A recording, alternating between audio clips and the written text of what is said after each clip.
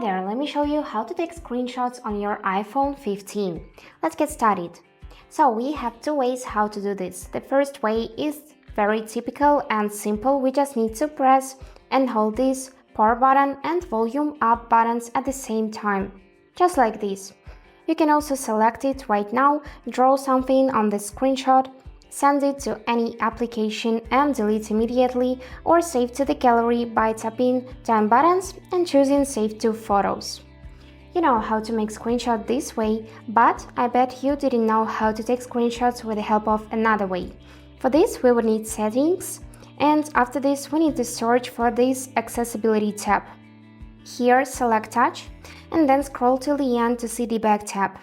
So, for double tap, we would need to select Screenshot. And now, when you will double tap the back part of your phone, the screenshot will be taken immediately. Let me show you.